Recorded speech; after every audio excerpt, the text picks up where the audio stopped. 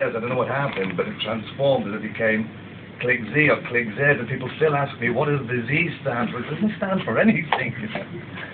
Anyway, the idea behind ClickZ was to create a publication without journalists originally. That was the whole idea. There are no journalists, and it's all just practitioners.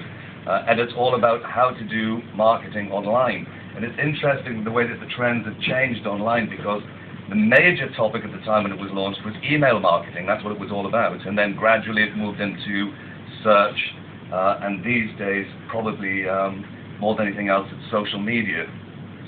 We have just over 50 practitioners in the US writing for ClickZ. Some write on a weekly basis, some on a fortnightly basis.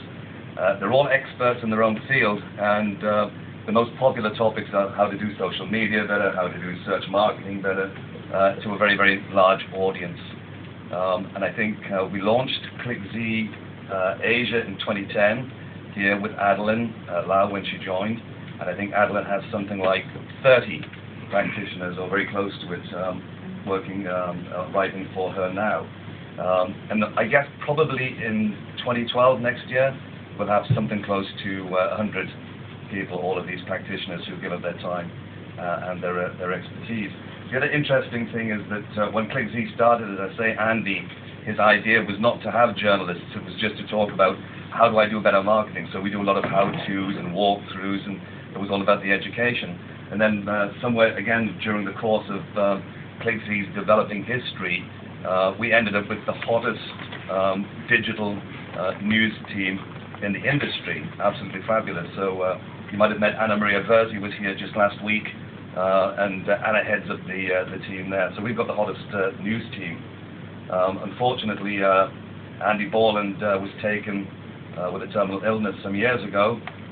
He took the business from 1997 to 2000 when he sold ClickZ alone for $16 million. Think about it.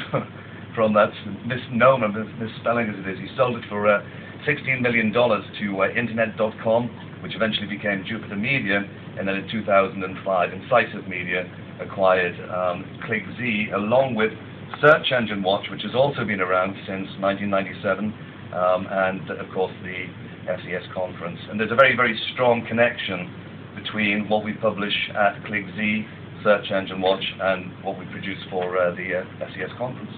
You mentioned the Mashable deal. Yeah, and we particularly with the news more than anything else. I mean, creating good news costs a lot of money. The overheads are great, so we have a lot of people coming to us to talk about doing deals with our content. And Mashable, which is one of the biggest brands out there in social media, we recently did a deal with them, so we're feeding our news content through into Mashable as well, which again is a first for us, and we're seeing tremendous success with that. Do you want to add anything else on that? That's great. Let's talk a bit about SES and the delegates and what the objectives of SES are. So yeah, SES started as search engine strategies because it was mainly about search more than anything else. But last week I discovered that SES doesn't stand for search engine strategies. It actually stands for search, eating, and social. And that's all we did last week. There's a lot of eating goes on at these conferences.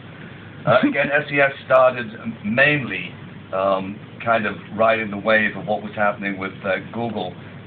So for about 10 years, SES, search engine strategies, front and center, it was all about search engine marketing, about search engine optimization and paid search.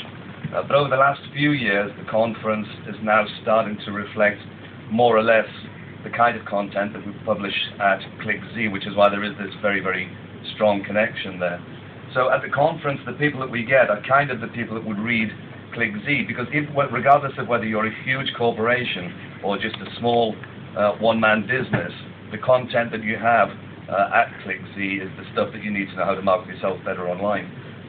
So the same kind of people come to the conference, and we get major brands come along, and we also get some of the smaller businesses, and we just teach them how to do their jobs better. That's what we've been saying. That's kind of been the tagline, the strapline for ClickZ and SES, teaching marketers how to do their jobs better.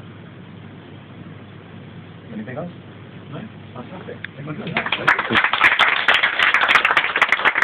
Good one. Oh, oh, that's Quite slow.